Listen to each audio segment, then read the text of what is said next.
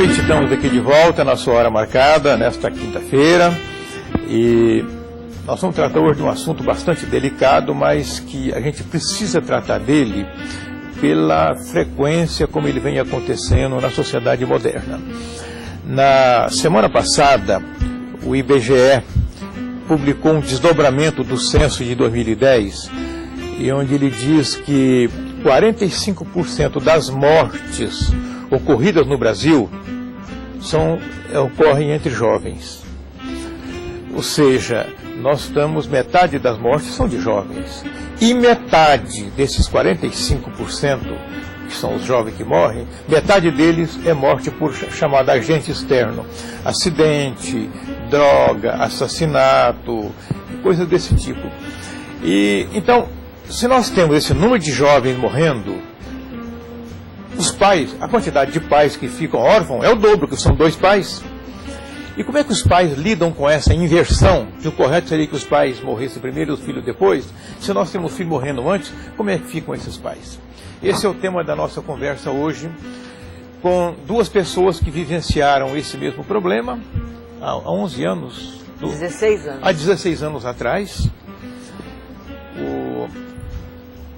Um casal, a Nara Nardez, que há 15 anos ela presta atendimento às famílias que perderam seus filhos.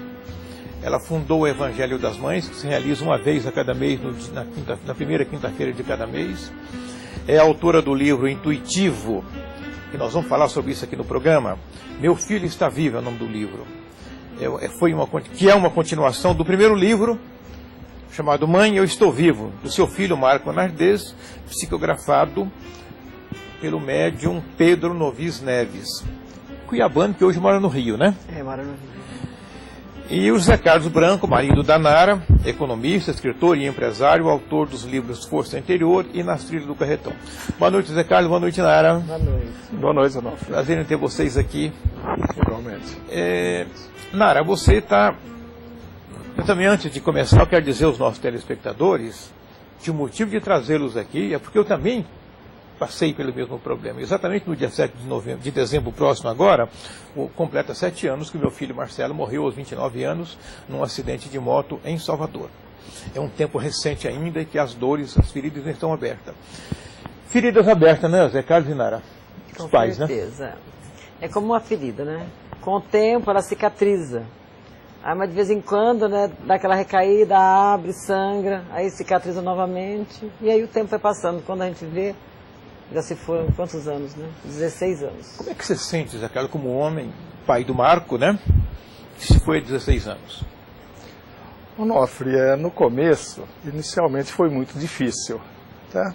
Mas posteriormente, com o nosso amadurecimento, através de estudos, principalmente da filosofia e da ciência espírita, e que a Nara é praticante junto à família dela há muitos e muitos tempos, eu comecei a ficar me alertando sobre o que acontecia dentro do Espiritismo e como o Espiritismo acatava e via e enxergava exatamente o fator morte.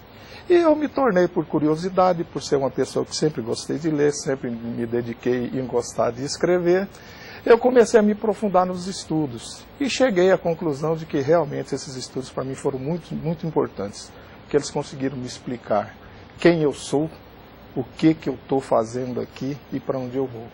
E em cima desse patamar eu comecei a analisar a ida do meu filho. E, Nara, é muita gente que já bateu na porta lá da sua casa, mesmo antes de você fundar esse grupo que é o do Evangelho das Mães, né? Muita gente bateu na sua porta antes já, né? Já, assim, com 1 ano do acidente, né, saiu o livro, ele quis fazer através da psicografia do Pedro Novis, né, o livro Mãe Estou Vivo. Vamos falar sobre o livro daqui a pouco. Então, quando, por exemplo, morria um jovem, alguém sabia, já me ligava, olha, tem um livro para me levar, né? Eu mesmo ou me avisava. Muitas pessoas. Muitas. Então eu ia visitar, ou ia lá em casa, tudo, e nós reunimos, né, na quinta-feira, assim, para conversar tudo. E foi, né, foi indo, foi. E com o tempo se tornou o Evangelho das Mães, né, que hoje... Hoje nós estamos com... Eu digo nós porque eu também frequento lá, né? Eu e minha mulher, a Carmen, frequentamos lá já faz uns... A Carmen desde o começo. A Carmen, ela foi para o centro estudar, né? E ela começou a frequentar lá o grupo do Evangelho das Mães. No ano seguinte, ao que o Marcelo morreu, em dezembro, lá por fevereiro, ela começou a frequentar. Eu comecei a frequentar faz uns 2 para 3 anos. A cada quinta-feira, a cada primeira quinta-feira do mês que se reúne, sempre muitas caras novas, né? Muitas. Né? Hoje mesmo, né, antes de vir para cá, eu fui visitar uma mãe lá no Tijucal, que há 2 meses, né, a filha dela partiu num acidente de carro ali perto. E, por incrível que pareça, uma semana antes da filha, ela perdeu um sobrinho também de 24 anos, que nós ficamos de visitar amanhã, porque, né, foi assim... Então, é um eterno, né, porque, infelizmente, a gente tem que... Isso faz parte. Né? Nós é que não fomos preparados. Não fomos preparados. Não seria normal. O ideal é que o filho fosse... Com certeza. Depois dos pais, né? Não ao contrário. E, Nara, você deve ter lidado, você, o Zé Carlos, com dezenas e dezenas de famílias que chegaram lá logo após ou algum tempo após a morte do filho ou da filha. Como é que chega o coração dessas pessoas? Olha, na verdade, a gente se põe no lugar, né? Cada pessoa que chega, né? Hoje eu estava prestando atenção, essa mãe que me ligou, eu estava viajando, quando ela me ligou, nada, né? E ela contou para essa mãe que nós fomos visitar hoje, né? A Gláucia, você deve ter conhecido na reunião, que ela perdeu a filha dela desencarnou no domingo de manhã, né? Foi um neurisma. Na quarta-feira, eu estive na casa dela, 3 dias depois, né? E na quinta-feira tinha a reunião, e eu não acreditei que ela fosse na reunião das mães, né? E ela foi. E ela estava contando, né? Então, mas é difícil, sabe? A gente se põe no lugar e as pessoas começam a falar, tem que deixar falar, porque ela tem que pôr para fora, né? E a gente sente que nesse pôr para fora, assim, elas vão se... Então a gente começar a atuar realmente, né? Falar o quê? Porque, na verdade, é que eu sempre digo, não existe uma palavra no vocabulário que vai realmente tirar essa dor, a não ser o tempo e muita fé. Né? Pedir ajuda mesmo, né? Eu falo, olha, tem que pedir ajuda, porque realmente não existe. Só quem passou é que pode analisar. Aqueles primeiros tempos, o desespero é brabo, né? É isso que eu falei, é um vazio. Você pode, assim, a família inteira, os amigos estão ali com você, mas é um vazio que não existe explicação, sabe? Então, quando a gente fica sabendo que uma pessoa está passando por isso, parece que a gente volta, assim, sabe? Mas... graças a Deus a gente consegue, sabe? Eu me lembro que eu tive contato com você a primeira vez sobre esse assunto. Estava saindo o livro Mãe, Eu Estou Vivo. Vamos falar um pouco do livro? Nara e Zé Carlos, podemos falar isso? Podemos ir trocando aí, complementando a informação. Vamos começar pela Nara. Na verdade, Onofre, né, porque o Marco, assim, pelo fato, eu sempre falo, né, graças a Deus, eu me tornei espírita pelo amor, eu não fui pela dor. Isso acho que foi um ponto assim, positivo antes, né? A meu favor. Vamos lembrar que o Marco morreu também num acidente de moto, né? Aqui na Avenida Miguel Sutil. Na Miguel Sutil. Teve morte instantânea. Isso, foi. Com quantos anos ele tinha? Ele tinha 21 anos. Né? Então, quando eu já estava no centro, então eu sabia tudo, a teoria, né, eu sabia tudo. Só que eu não queria vivenciar a prática, né? E meus filhos também foram criados na evangelização no Centro Espírita Cuiabá, então, quando aconteceu, chegou a minha hora, né? Então, agora a gente já vamos vivenciar a teoria, né? E foi muito benéfico para mim a teoria. Então, isso eu sempre aconselho às mães. O conhecimento ajuda muito, sabe? O conhecimento, a pessoa ler sobre isso, vivenciar aquela fé, não é aquela fé cega, sabe? Porque a fé cega, não. É a fé raciocinada. Pois, e como o conhecimento ajuda muito. Como é que veio o livro nesse momento? Então, seu? Aí o Marco, né, passado... Eu sabia quando aconteceu o acidente, né? Ele foi enterrado no domingo, na quarta-feira eu já estava no centro. Inclusive o pessoal falava, nossa, muito cedo. Eu falei, gente, o que eu passei agora, eu sei que o meu conforto vai estar aqui, então eu quero estar aqui. Porque eu sabia que se ele fosse comunicar, seria no centro. E por incrível que pareça, as primeiras comunicações não vieram dos amigos do centro. Eu acho que foi até uma forma de me ajudar, porque talvez se viesse, eu podia achar, estão querendo me ajudar. Não veio de um médium não espírita, né, professor da Universidade Federal, Pedro Novis Neves, que inclusive ele psicografava, é uma mediunidade. Só para as pessoas localizarem, o Pedrinho Neves, o Novis Neves, né, que mora no Rio hoje. Né? Mora no Rio. Ele foi professor da Universidade Federal, aposentou-se e mudou para o Rio de Janeiro. Ele é irmão do reitor, do ex-reitor da Universidade, o Gabriel Novis Neves, né, médico, que hoje está escrevendo artigos diários na imprensa com muita propriedade, temas muito agradáveis. Então, ele psicografava, né, e Marina Miller levava para mim, né? E foi uma coisa assim... Com que tempo apareceu a primeira mensagem? A primeira mensagem, né, assim, com a letra do Marco mesmo, a primeira mensagem foi com 3 meses. 3 meses. Setembro e dezembro. E foi incrível porque eu comentava com o Zé Carlos e com o meu grupo do centro, né, que meu maior presente de Natal, porque ele desencarnou dia 10 de setembro, né? Aí eu falava lá no centro, meu maior presente de Natal vai ser se ele mandar uma mensagem. Porque eu sabia que ele podia mandar, mas também a gente sabe, como dizia Chico Xavier, é um telefone que só toca de lá para cá. Né? Então eu já me apegava nisso também. E o Zé Carlos falava, né? Como que é que você falava? Você falava para mim assim, Nara, eu estou no escritório, assim, tem hora assim, parece que eu sinto o Marco entrar. Parece que eu sinto até o cheiro dele, né? E a gente comentava entre nós. E quando foi dia 17 de setembro, né, o Pedro Novis nos ligou, dizendo que tinha uma mensagem do Marco. E ele fala nisso, mãe, eis o presente que você pediu a Deus, né? Aí ele fala na mensagem? Fala, a mensagem já fala assim, né? E que é o presente de Natal. E ele fala pro pai, pai, você sabe que eu estou vivo porque você sente a minha presença, o meu cheiro e o meu amor. Então aquilo, e com a letra dele, porque o Pedro é médium intuitivo, então ele, né, é médium... Mecânico. É mecânico. E intuitivo, né? Ele pratica os... O que é isso, cara? Todos nós somos médios, né? Então, um dos tipos de mediunidade, principalmente para quem psicografa,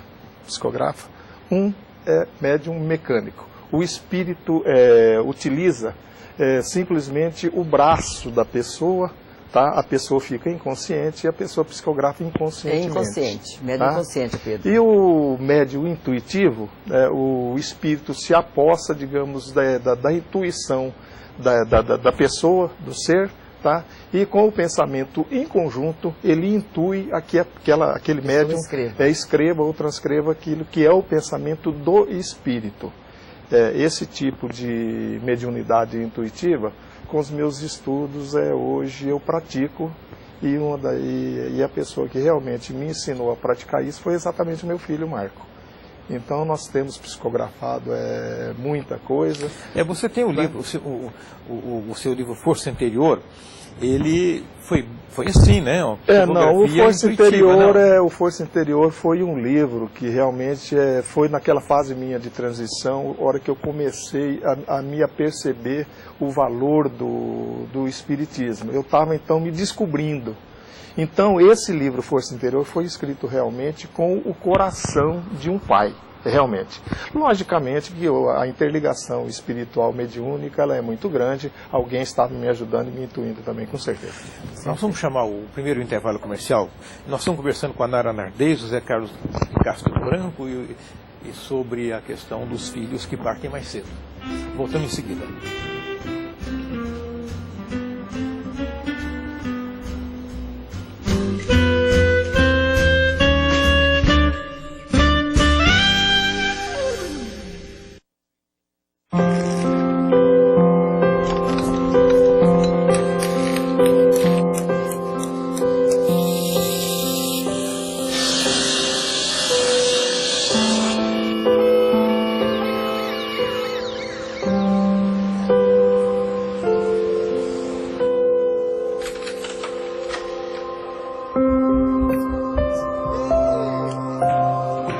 Justiça do Trabalho, 70 anos de justiça social. De segunda a sexta você tem encontro comigo, professor Haroldo Arruda, aqui na TV Estrela, canal 17, com o programa Notícias e Negócios.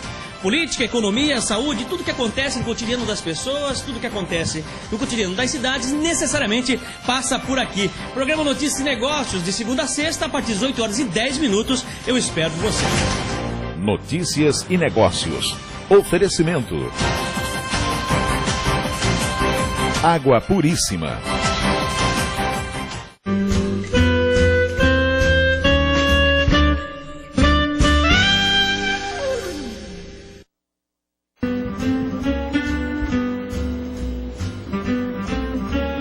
Nós estamos voltando ao nosso segundo bloco e a nossa conversa é com a Nara Nardez e com o Zé Carlos Branco. O assunto é filhos que partiram mais cedo, a vida levou mais cedo do que os pais, né? Nosso Twitter é o @hora_marcada e o e-mail é o programa horamarcada@gmail.com. Nara, o Zé Carlos puxou o assunto do Pedrinho, do médium intuitivo e do médium mecânico, que é o que escreve, né? Inconsciente, o Pedro. Inconsciente. Como é que é o Pedrinho? Então, o médium inconsciente como que é? O Pedro é uma pessoa, né, nascida em família católica, mas médium. Né? A mediunidade não existe. Não escolhe religião, Não escolhe né? religião.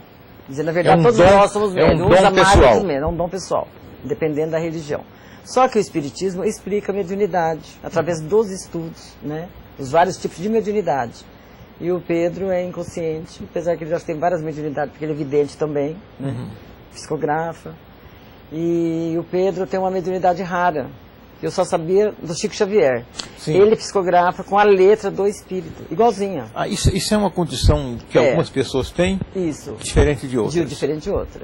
Porque, por exemplo, né, eu trabalho no trabalho mediúnico, vários médiums, então eles psicografam, né, o espírito vem, fala e ele, né? É o intuitivo. E o Pedro não. O Pedro, ele capta, ele faz igualzinho a letra, né? E não tem como ser igual. A gente, por exemplo, no meu filho, quando a primeira carta que veio, né, que ele me levou, se você pegasse a carta do meu filho que veio dos Estados Unidos e misturasse, assim, você não sabia qual era a carta. Tão né, igual que era a letra. Não, é igualzinho, não tem como.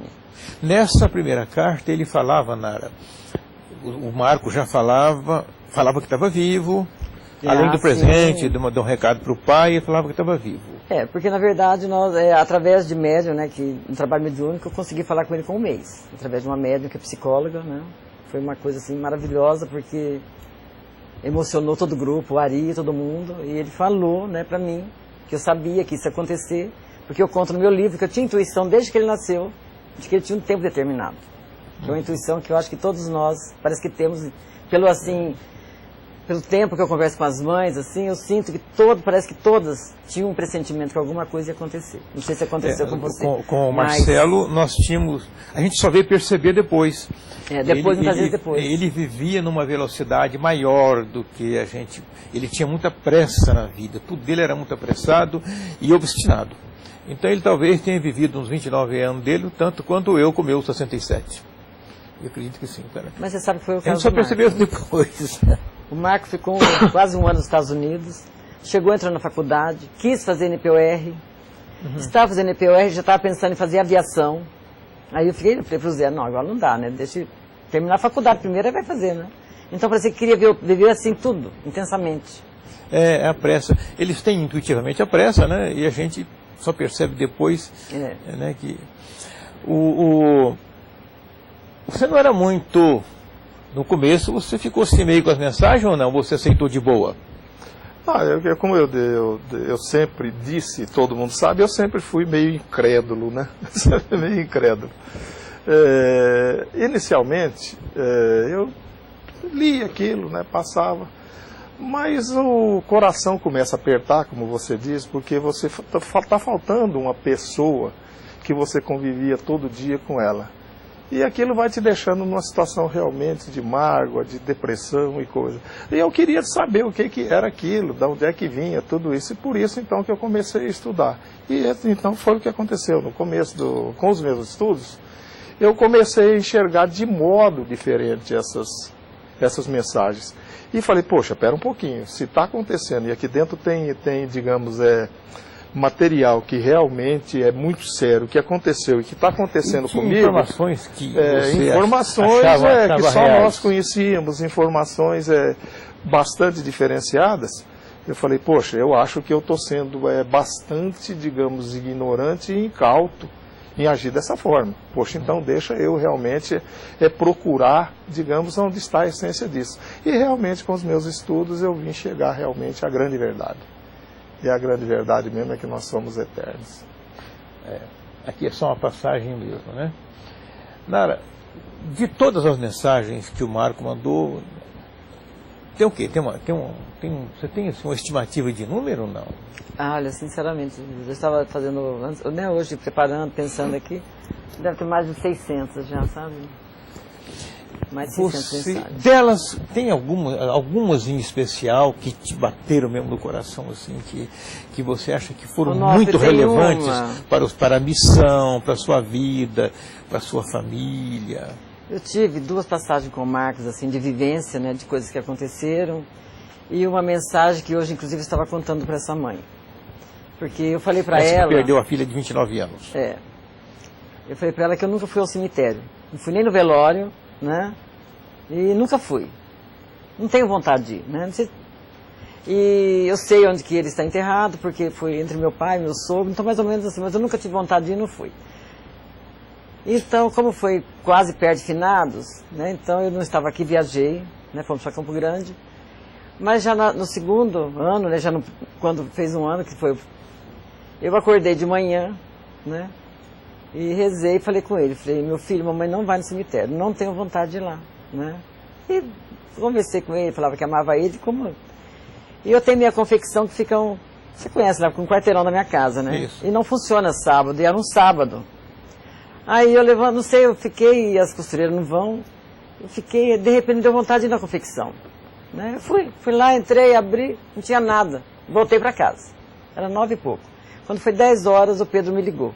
Nara, tem uma mensagem do Marco para você, né? Aí eu mandei, ele morava no Jardim das Américas, nessa época ele estava aqui em Cuiabá. Meu filho foi buscar, aí ele veio, né? Ele começa falando do livro, que já estava falando sobre o término do livro, né? Mãe, terminamos o nosso livro, linda essa mensagem. Aí de repente ele põe assim, me deparei com aquela, né? Mãe, eu vi as suas mensagens, sua declaração de amor hoje, de manhã. Antes de ir na confecção, não foi? Olha aquilo, gente, eu falei, mas não é possível, porque foi uma coisa assim tão, sabe... Aí ele falou, realmente, mãe, finados é um dia de muito respeito, muita oração e muito amor. Só, né? Quer dizer, se ela não for, não precisa. Então, isso aí, sabe, quando eu li essa mensagem, parece que eu...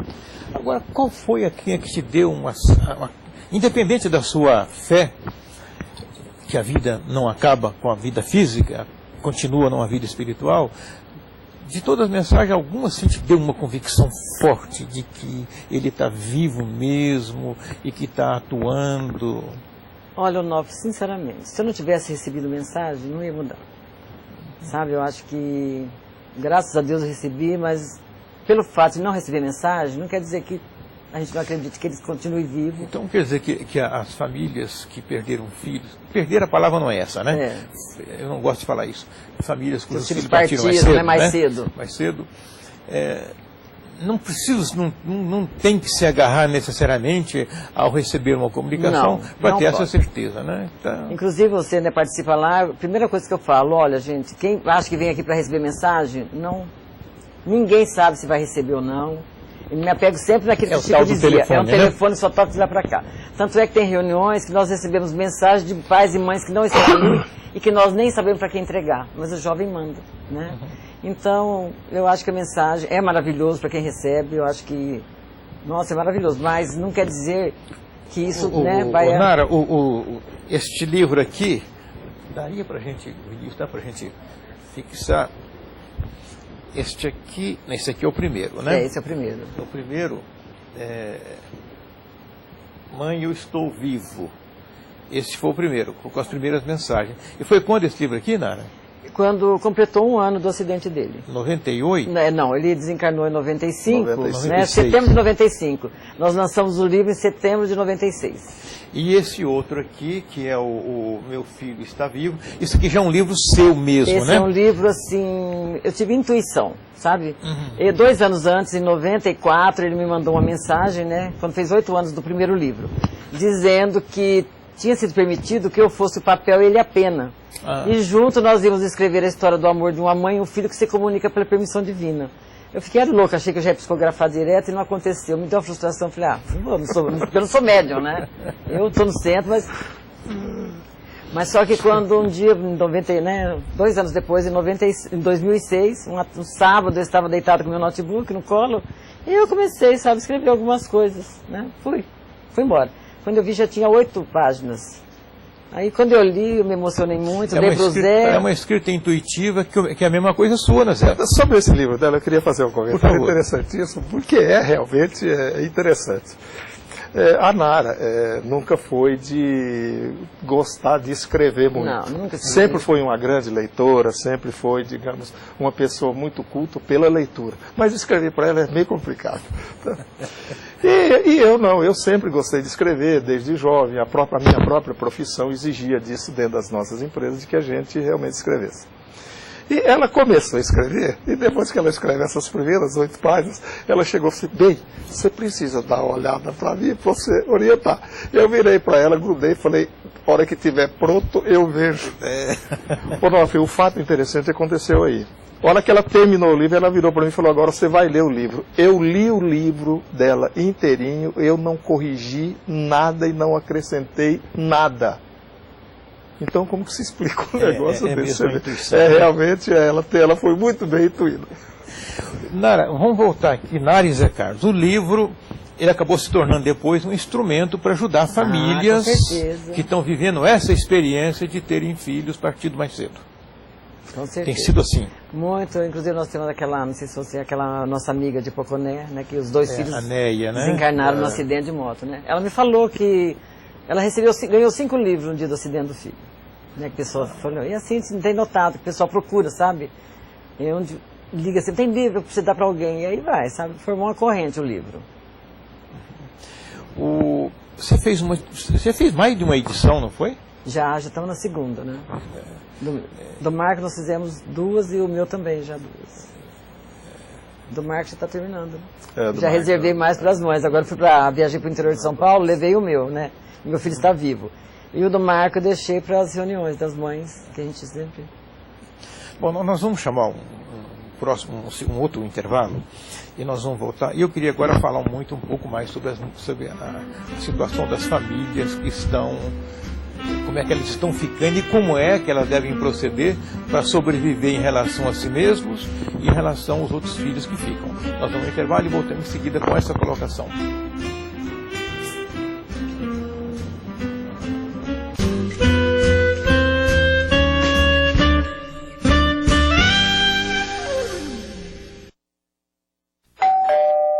O bom filho a casa torna. Se o seu título de eleitor é do Pará, mas você está em outro estado, compareça ao plebiscito no dia 11 de dezembro. O plebiscito é para saber a sua opinião sobre a proposta de divisão do Pará com a finalidade de criar 2 outros estados, Tapajós e Carajás. O voto é obrigatório para todos os eleitores do Pará. Quem não comparecer deverá justificar a ausência. Vote. Seu voto é a sua opinião. Esses crianças tá aí, estão aqui matando a curiosidade que vocês tinham de conhecer minha casa por dentro, né? Então, crianças, essa foi a minha forma de agradecer tanta audiência, tantos telefonemas, tantos acessos do e-mail das redes sociais, né? Então, continuo aqui na TV Estrela, canal 17, Rede Cultura, de terça a sexta-feira, 11 horas da manhã e repetindo às 10h30 da noite. Tá aí, acabou a desculpa de falar que não tem tempo para me ver.